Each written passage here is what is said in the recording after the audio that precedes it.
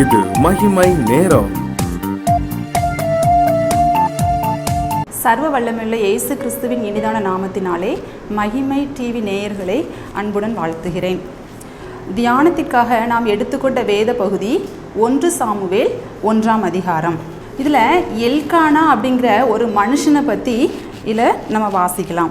அந்த மனுஷன் 3வது அதிகாரத்திலே அந்த மனுஷன் சீலோவிலே சேனைகளின் கர்த்தரை பணிந்து கொள்ளவும் அவருக்கு பலியிடவும் வருஷந்தோறும் தன் ஊரிலிருந்து போய் வருவான்.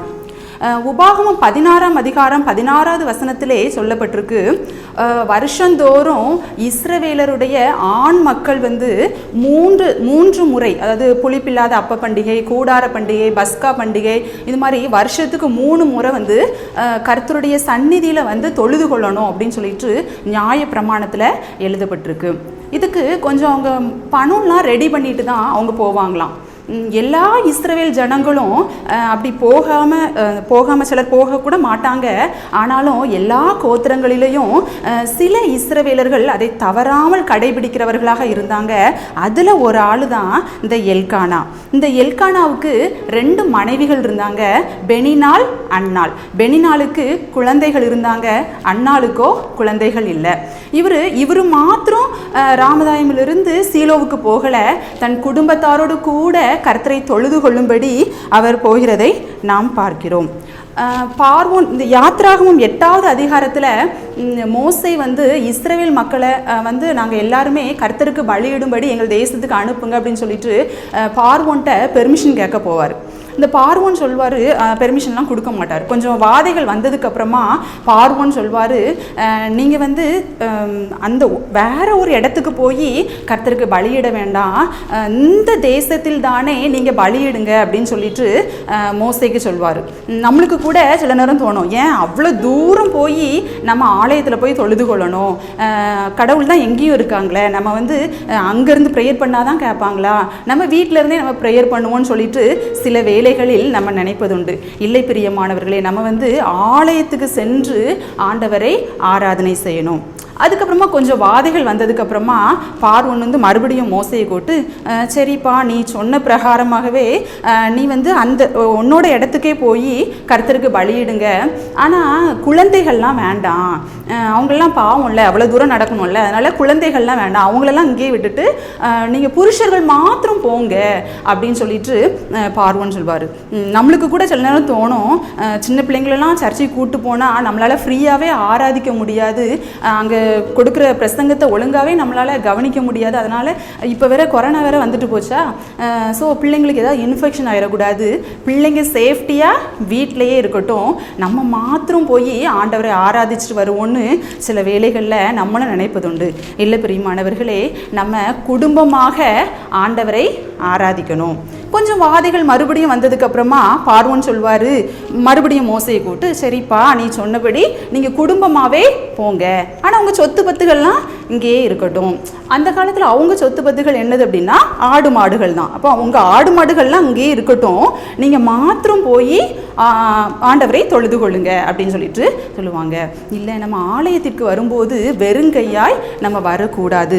இந்த எல்கானா தன்னுடைய குடும்பத்தாரோட எவ்வளோ சந்தோஷமாக போயிருப்பார்ல, ஆலயம் செல்லுவதே அது மகிழ்ச்சியை தந்திடுதே, என் சபையுடனே உம்மை தொழுதிடவே கிருபையும் கிடைத்திட்டதே, என் சபையுடனே உம்மை தொழுதிடவே கிருபையும் கிடைத்திட்டதே, ஆராதிக்க வந்தோம், அன்பு கூற வந்தோம், யெகோவா தேவனையே துதித்திட வந்தோம், தொழுதிட வந்தோம், தூயவர் இயேசுவையே அப்படின்ட்டு பாட்டு பாடிட்டே ரொம்ப சந்தோஷமாக அவங்க ஃபேமிலியாக ஆலயத்துக்கு போயிருப்பாங்க. என்ன சரி, இப்போ ஃபஸ்ட்டு பாயிண்ட் என்னென்னா, நம்ம குடும்பமாக ஆலயத்துக்கு செல்லணும். இப்போது இதில் அண்ணாளுன்னு ஒருத்தங்க இருக்காங்க. என்ன, அவங்களுக்கு ஒரு நன்மை குறைபாடு இருந்துச்சு, அவங்களுக்கு